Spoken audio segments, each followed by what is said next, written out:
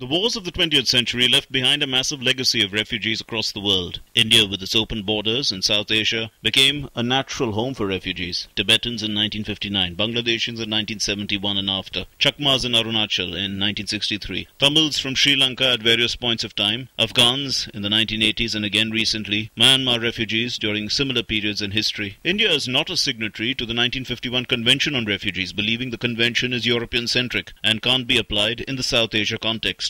However, since 1995, India joined the executive of the United Nations High Commissioner for Refugees, the world body dealing with refugees. Some of the problems that refugees face in India include difficulty in determination process. They complain the process is arbitrary, complicated and full of delays. Inadequate subsistence allowance and self-reliance programs. Refugees who get employment must be paid the minimum wage, and UNHCR has a top-up program to see the refugee gets a basic salary. However, it's not enough for larger refugee families. Refugee children are given an education allowance by UNHCR that often does not cover the full costs of a child's education. India is home to the largest number of subsistence-living people in the world, and a refugee policy providing refugees a better deal would be plainly unfair to them. In 2004, India also signed the SAARC Anti-Terrorism Protocol, which agreed to protect people being prosecuted or punished because of race, religion, nationality, ethnic origin or political opinion. Supreme Court, NHRC and some high courts have passed pro-refugee judgments, but the law continues to be the Foreigners Act 1946. It defines a foreigner as any person who's not a citizen of India and includes refugees. The Indian Citizenship Act of 2003 also fails to make any distinction between refugees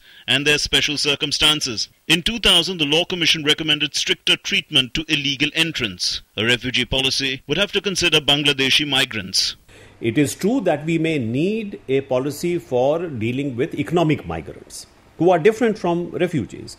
Now we have talked about the possibility of, for example, having work permits for people from Bangladesh who may be coming for work in India, or even from Nepal to India. Right now for Nepal, for example, we don't have any restrictions. China is a signatory to the 1951 Convention and has also enacted refugee protection legislation. A refugee policy would see a distinction between economic immigrants and refugees. Such a policy is possible if it does not send back a persecuted person to the country of persecution. India saw an increase in the number of foreigners seeking asylum from Afghanistan and Myanmar between 2008 and 2010. Overall, the total number of refugees in India is estimated to be over 2 lakhs. India has over 5 lakh internally displaced people as well, a majority of them from the northeast and Jammu and Kashmir. Mark Lynn, DD News, Delhi.